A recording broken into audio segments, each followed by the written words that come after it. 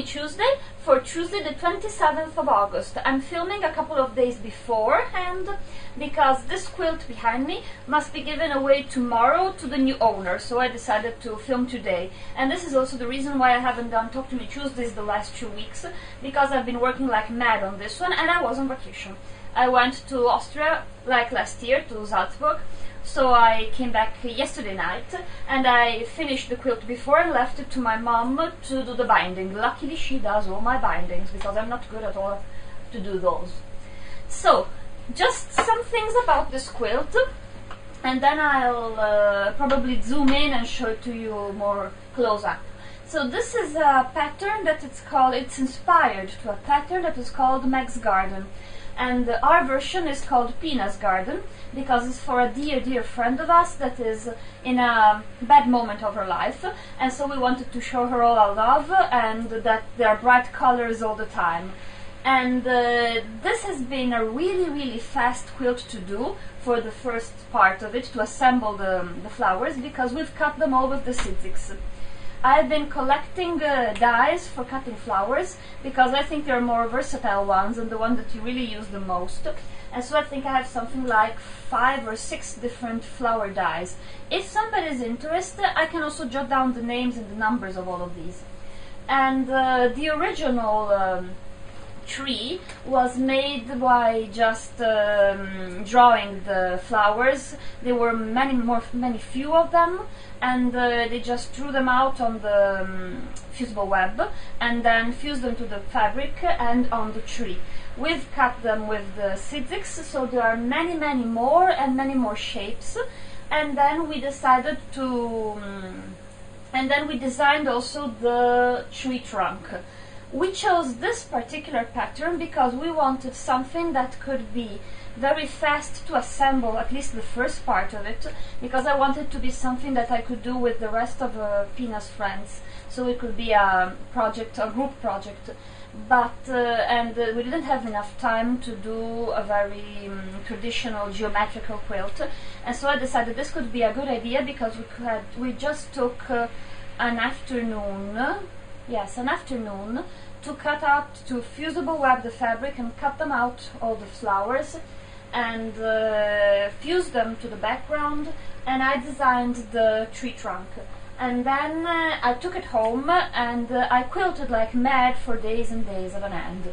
But this gave me the possibility to do something, the first part of it, the more creative part together, and then I had my time, alone time, to quilt all of it. It has been a real... It has taken me a lot of time to quilt it because every single flower is quilted. Now I'll take the camera and show it to you. So here we are again, closed up. As I was telling you, it has been quite a journey quilting all of it because every single flower has been quilted around the perimeter, so it can be also washed and it's not just a wall hanging. And we added also small birds. For some of them I've done something more creative, like this one that has a center that it's been free motioned, or this one. Most of them have tone-on-tone threads because this also managed to hide any mistakes, but on some of them I got more creative. You can't see it very much, but some of them have more squiggly lines and some of them have drawings, so I really had fun doing it. It was quite a thing, but it was fun to do. And then there are the ladybugs all around it, because ladybugs, as we all know, bring luck. And I quilted the antennas to the butterflies and the ladybugs. Here you can see more of them.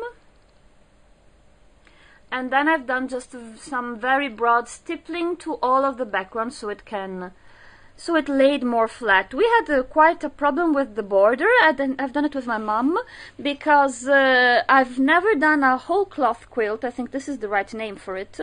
And it really is difficult to make everything align and to have it really finish square or rectangular. So we had some problems matching the borders with the rest of the quilt. The little owl is so cute and he brings luck. And this is the the tree trunk that I've drawn, it's a little bit broader than the original one, and has a bit more movement. I thought that the original one looked like a stick. I'll put pictures of the other one so you can compare them. And at the bottom of the tree we planted some hearts, because it was always, it looked like a cute top. There.